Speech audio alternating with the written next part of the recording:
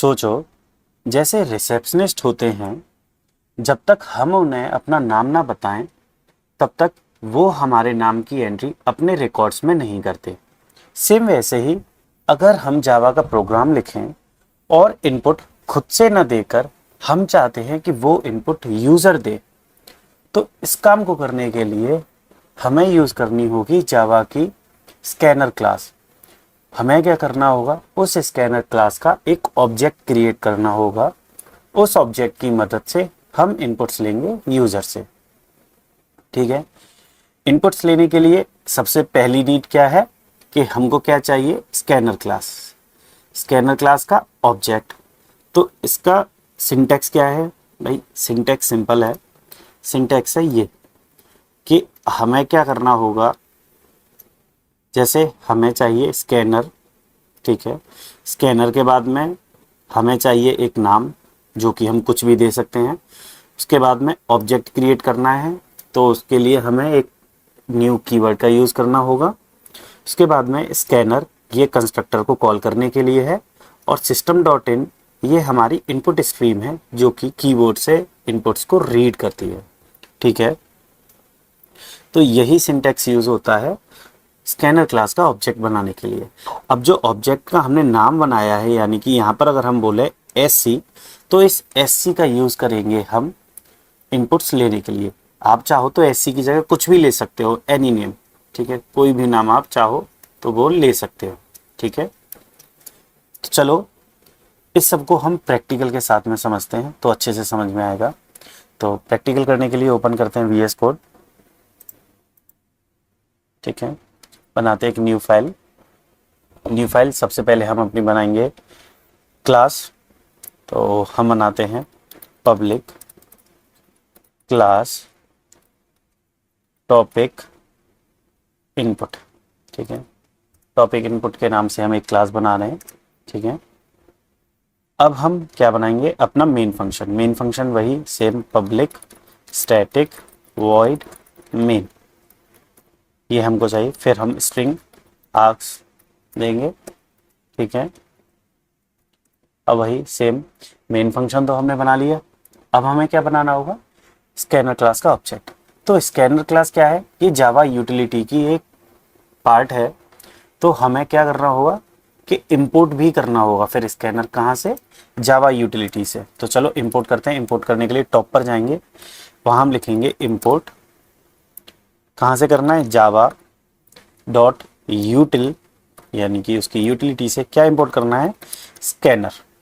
ये आपकी सबसे पहली लाइन है अगर आप स्कैनर क्लास का यूज़ कर रहे हो तो इसको लिखना इज मस्ट। ठीक है, उसके बाद में हम आएंगे मेन फंक्शन के अंदर वापस से।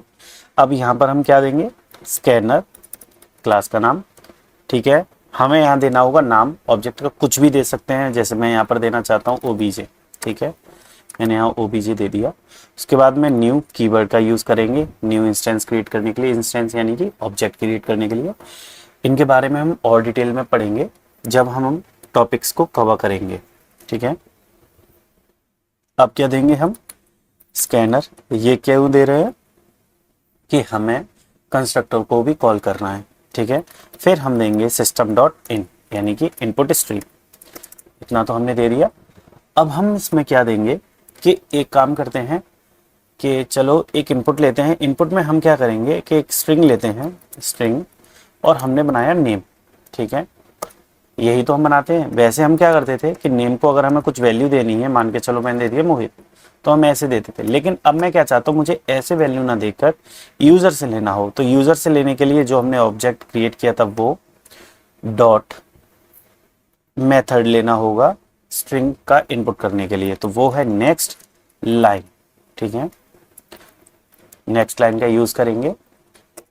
उसके बाद में अब यहाँ से क्या होगा कि नेम में इनपुट हो जाएगी वैल्यू। अब वो वैल्यू हमें क्या करनी होगी, आउटपुट भी करानी है। तो system dot out dot print L, यहाँ हम क्या करा देंगे कि नेम इज, ठीक है, प्लस नेम। ये हमने क्या किया कि नेम में जो वैल्यू थी वो यहाँ पर आउटपुट करा दी। ठीक है, सिंपली अभी हम इस प्रोग्राम को सेव करते हैं और फिर रन करेंगे। किस नाम से बनाई है हमने? ये बनाई है टॉपिक इनपुट के नाम से डॉट जावा। ठीक है, इसके बाद में अब वही काम कि चलो इसको रन करते हैं।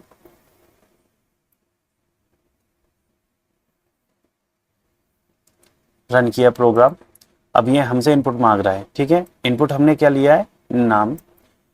और किस टाइप का है ये? स्ट्रिंग टाइप का। तो चलो हम नाम देते हैं कि नाम है हमारा मोहित। ठीक है, मैंने जैसे ही दिया, एंट्री कहाँ से ली? कंसोल से इनपुट दिया हमने, यानी कि यूज़र ने इनपुट दिया। उसके बाद में क्या हुआ कि नेक्स्ट क्या कॉल हुआ हमारा? नेम।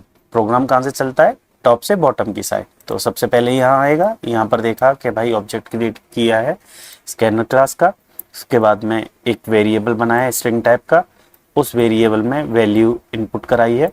इनपुट कराने के लिए ये पूरा लगाया है ऑब्जेक्ट डॉट नेक्स्ट लाइन। ठीक है, उसके बाद में वो वैल्यू इनपुट हो गई। अच्छा, अब हम इनपुट क्या क्या करा सकते हैं, चलो इसके बारे में पढ़ते हैं। ठीक है, तो हम चलते वन ड्राइव पर। अब यहाँ हम पढ़ेंगे कि जैसे हम क्या क्या इनपुट करा सकते हैं। एक तो भाई नॉर्मल कि हम भाई कोई भी कैरेक्टर यूज़ कर रहा हूँ मैं, क्या करना हो कि हमें या तो कैरेक्टर इनपुट कराने हैं। दूसरा हम क्या कराना चाहते हैं कि मान के चलो स्ट्रिंग तो अभी हमने कराया ही था, हम इंट भी करा सकते हैं, हमें डबल भी कराना पड़ सकता है, बूलियन भी कराना पड़ सकता है। ठीक है ना, तो ये सारे के सारे इनपुट कर सकते हैं। तो इनके लिए क्या यूज़ होना है भाई? कैर के लिए जो यूज़ होगा वो होगा क्या?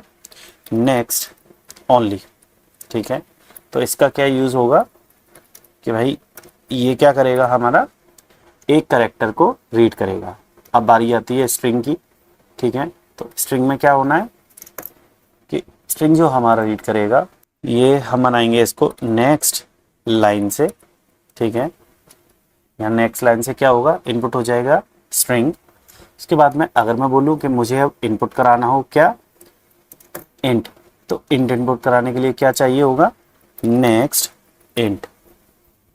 अब मान के चलो मुझे डबल इनपुट कराना है, तो डबल इनपुट कराने के लिए क्या? सेम वही नेक्स्ट डबल। तो नेक्स्ट डबल।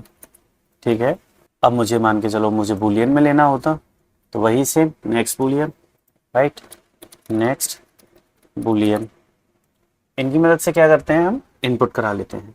ठीक है, तो अगर मान के चलो मैं अपने VS कोड पर वापस जाऊं, अब मुझे यहाँ पर एक इंट इनपुट कराना होता। ठीक है, मैं क्या कराता यहाँ पर? Int input कराऊं। इंट में मैं लूँ नंबर। ठीक है, नंबर ले लिया। मुझे यहाँ क्या कराना है? यूज़र से ही इनपुट कराना है। तो मैं क्या करूँगा? Simple obj dot next int का यूज़ करके मैं यहाँ से इनपुट करा लूँगा। अब इसको हम क्या करेंगे? आउटपुट करते हैं। ठीक है, तो आउटपुट करने के लिए सेम ये लगाएंगे। यहाँ पर हम क्या करेंगे? नम। ठीक है, इसको सेव किया और रन करते हैं। जैसे हमने रन किया, सबसे पहले हम क्या इनपुट करा रहे हैं? लाइन। तो मोहित, ठीक है, शर्मा ये देते हैं हम। उसके बाद में हम क्या दे देते हैं? चलो 50 दे देते हैं हम नंबर। जैसे हमने दिए तो ये इनपुट में आ गए। यहाँ पर भी नेम था इसीलिए नेम आया है। अगर मैं इसको नंबर कर दूँ तो अब ये नंबर आ जाएगा। ठीक है, मोहित शर्मा, ठीक है, 10। तो क्या आ गया? नंबर। तो इस तरीके से हम क्या करते हैं? इनपुट्स।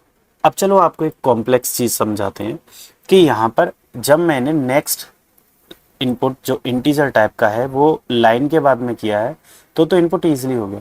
इसी को अगर मैं ऊपर कराता इनपुट, समझ के चलना थोड़ा सा, है ना, कि अगर मैं ये लाइन वहाँ ना लिखकर यहाँ लिख देता तो अब क्या होगा? अब थोड़ा सी एक चीज़ है जो कि थोड़ी कॉम्प्लेक्स है, वो समझो कि मैंने अब क्या कराया? पहले इनपुट इंटीजर टाइप, तो मैं इंटीजर की एक वैल्यू दूंगा, दी। उसके बाद में चाहे मैं स्पेस दूं चाहे मैं एंटर दबाऊं, यूजली हम क्या करते हैं? एंट्री करने के लिए एंटर दबाते। जैसे ही मैंने एंटर दबाया तो इसने जो इनपुट था नेक्स्ट लाइन में वो हमसे नहीं पूछा और डायरेक्ट क्या कर दिया? आउटपुट दे दिया। दे दिया कि नहीं? नेम में क्या दिया? कुछ भी नहीं, क्योंकि इसने हमसे पूछा नहीं है। और नंबर में क्या दे दिया? 10। अब एक बात समझना कि यहाँ पर ये आउटपुट कुछ भी नहीं, ऐसा कुछ नहीं है। आउटपुट तो है, लेकिन वो आउटपुट क्या है? अब नेक्स्ट लाइन। जैसे इसको अब हम और अच्छे से समझते हैं कि अगर मैं बात करूं इंट की, ठीक है, और स्ट्रिंग दोनों उठाऊं, इंट कह लूँ या डबल कह लूँ, दोनों की बात करता हूँ, तो ये क्या करते हैं, ये सिर्फ नंबर्स को रीड करते हैं। तो जब मैंने मान के चलो मैंने 98 दिया, 98 के बाद में अगर मैं एंटर दबाता हूँ तो एंटर का मतलब क्या होता है, न्यू लाइन होता है कि नहीं होता है, क्या होता है, न्यू, ठीक है, न्यू लाइन, ये होता है हमारा एंटर का मतलब होता है। तो नंबर ने इंटीजर, तो जो इंटीजर था उसने क्या किया, 98 तो रीड कर लिया भाई, लेकिन जब न्यू लाइन की बात आई तो ये नंबर तो है नहीं है, तो इसने क्या किया, ये पास कर दिया किसके लिए, स्ट्रिंग के लिए। तो अब जो स्ट्रिंग यूजर से इनपुट लेने वाला था वो अब यूजर से इनपुट क्या ले रहा है, न्यू लाइन। हालांकि ये इनपुट कहां से आया, इंटीजर से आया कि नहीं आया, कि इंटीजर हमने दे दिया, लेकिन जैसे न्यू लाइन दबाया तो वो इंटीजर तो रीड करेगा नहीं, क्योंकि भाई वो तो सिर्फ नंबर पढ़ता है।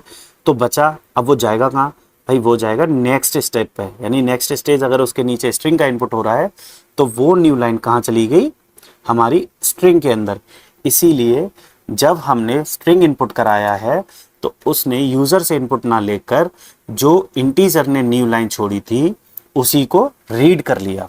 ठीक है, तो इससे बचने के लिए हम क्या कर सकते हैं कि हम एक नॉर्मल सा एक और करेक्टर इनपुट करा लेते हैं, यानी कि जो न्यू लाइन है उसको एक लाइन में इनपुट और करा लेते हैं। ठीक है, उसके लिए हमें कुछ नहीं करना है, सिर्फ इतना करना है कि obj डॉट नेक्स्ट लाइन कर देते हैं।